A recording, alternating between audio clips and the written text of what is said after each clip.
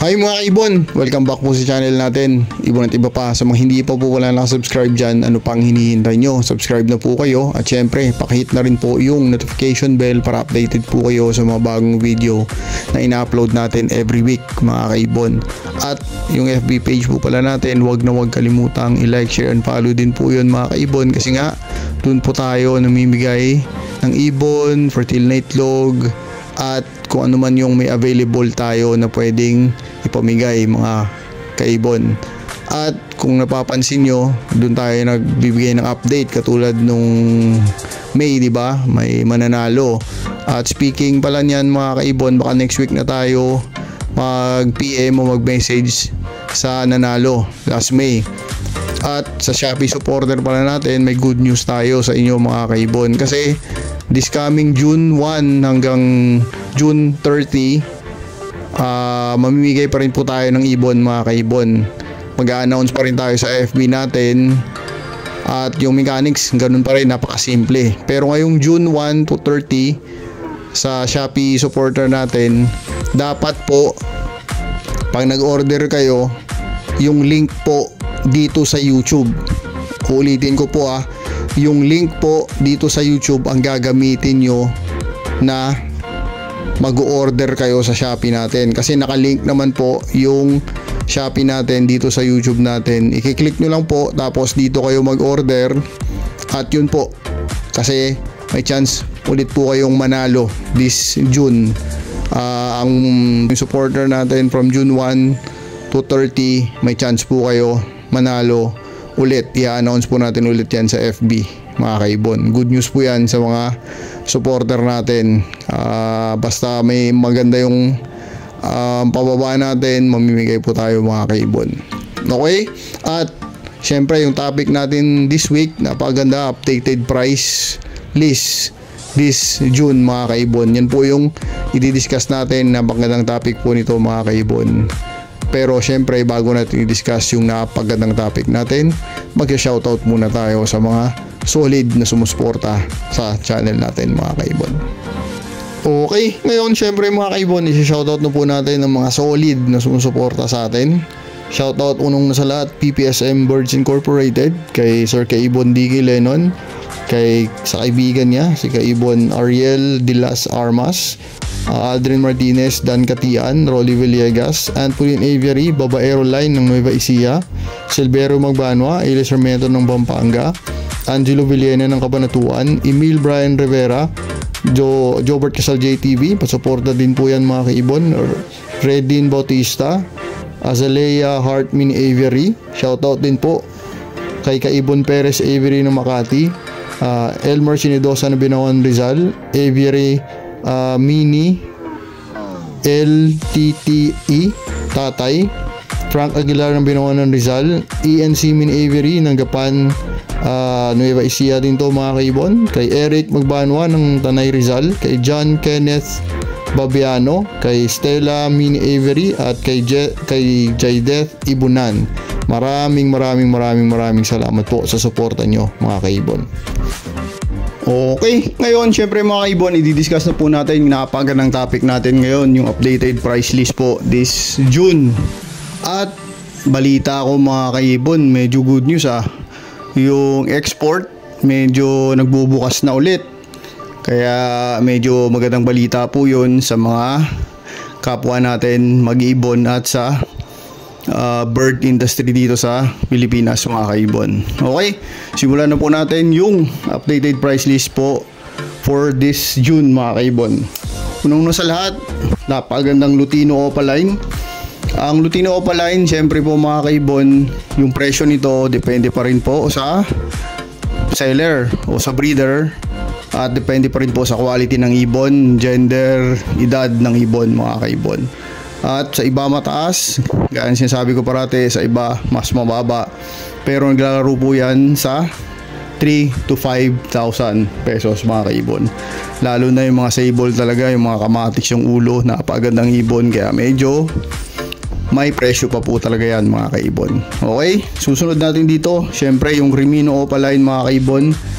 Ang Crimino Opaline mga kaibon, pag sable, magandang quality ng ibon, Depende pa rin sa seller or sa breeder, depende pa rin sa edad, sa gender ng ibon. At ang presyo nito ay naglalaro pa rin sa 4 to 7,000 pesos ang isa, mga kaibon. Okay? Pinag-usapan natin dito per piece. Ibig sabihin isang piraso lang po ng ibon, pero syempre depende sa gender, kasi syempre gender pagkak mas mahal talaga ang kak, mga kaibon. Okay, susunod natin dito is Aqua Opa Dilute. Ang Aqua Opa Dilute, mga kaibon, naglalaro pa rin sa 8 to 10,000. May nakita ako mas mababa, may nakita din naman ako mas mataas, pero dyan lang po yung naglalaro. Okay, mga kaibon, susunod dito is Aqua Opa Dan Follow, mga kaibon. Ang Aqua Opa Dan Follow, napakagandang ibon, napakahirap din i-breed nito o magpalabas pag nag-breed ka nito. At naglalaro pa rin sa presyo ng 18 to 25,000 pesos ang isa nito, mga kaibon. Lalo na yung kak, syempre napakamahal ng kak ng Aqua Opa Dan Follow kasi bihira magkakak. Okay, mga kaibon, at alam ko may buying nakaraan ng Par Blue Opa Dan nata o Opa Dan, basta kak lang binibili nila, mga kaibon, nakaraan. Okay, susunod dito is Aqua Opa Ino. Ang Aqua Opa Ino, syempre grabe, napaka-in-demand pa rin ng ibon na to kasi nga binabangga to sa yellow face na ngayon. Ang Aqua Opa Ino, mga kaibon, is naglalaro pa rin sa 18 to 25,000 pesos. Pagkak, mahal pa rin ito. Pag B2, actually B2 mas mahal pa rin talaga kasi yun yung parating hinahanap. Depende pa rin sa taste ng bumibili kung anong gusto niya, B1 o B2. Kahit ano naman doon, mga kaibon, maganda. At kahit ano naman dyan, makapagpalabas din naman ng B1 o B2. Okay? Kasi nung unang panahon, nakala natin pagka B2, yun lang yung pwede magpalabas ng B1 o B2 sa Aqua. Ngayon, patunayan na natin at marami ng breeder na nakapag-test breed, kahit Aqua B1 lang nakapagpalabas ng Aqua B2. Kaya kahit saan naman doon, maganda naman, mga kaibon. Okay? Susunod is normal na yellow face lang. Normal na yellow face, naglalaro pa rin sa 15 to 20,000 pesos. Medyo may karga onte. For example, possible split ino, possible split dan. Diyan pa rin yan. Actually, naglalaro ang presyo niya, mga kaibon. Minsan mas mataas ng onte. Depende pa rin sa seller or depende pa rin sa breeder, kasi presyo niya po yun, siya bahala kung magkano niya i-out yung ibon niya. Okay, susunod dito is YF Opa. YF Opa natin, syempre walang karga to, medyo mataas pag may karga. Naglalaro pa rin sa 25 to 35,000 pesos. Depende pa rin sa quality ng ibon, depende pa rin sa gender ng ibon, mga kaibon. Okay, isang piraso 25 to 35 pesos pa rin yan, mga kaibon. Susunod natin, syempre pang malakasan na, ang YF Opa Dan. Ito, YF Opa Dan, medyo may nakikita na ako pero hindi pa rin gaano kadami ang mayroon nito. Naglalaro pa rin presyo sa 80 to 120,000 pesos, mga kaibon. Doon pa rin ang presyo nito naglalaro, mga kaibon. Napakagandang ibon, lalo na pag yung kak. Ang hen, okay naman, walang problema, mga kaibon. Pagulangin lang talaga yung hen, kasi pagka hindi talaga magulang yung hen sa dan, ang tendency po nun, mga kaibon, ang hirap niya i-breed. Minsan nagluloko, minsan infertile yung mga itlog, minsan yun nga po, binabaon nila. Kaya pag YF Opa Dan o kahit anong dan, dapat ang hen matured. Paggugulangin talaga ng husto para ma-breed nyo ng maayos. Kasi pag hindi alanganin sa edad, medyo may magkaka-issue tayo sa breeding yan, mga kaibon, pag yung Dan Follow nyo is hen. Pag kak, wala namang problema. Any age naman sa kak, mabibreed naman siya, mga kaibon. Wala namang problema, wala tayong specific na edad, kasi ang kak minsan 4 na buwan pa lang nabibreed na eh.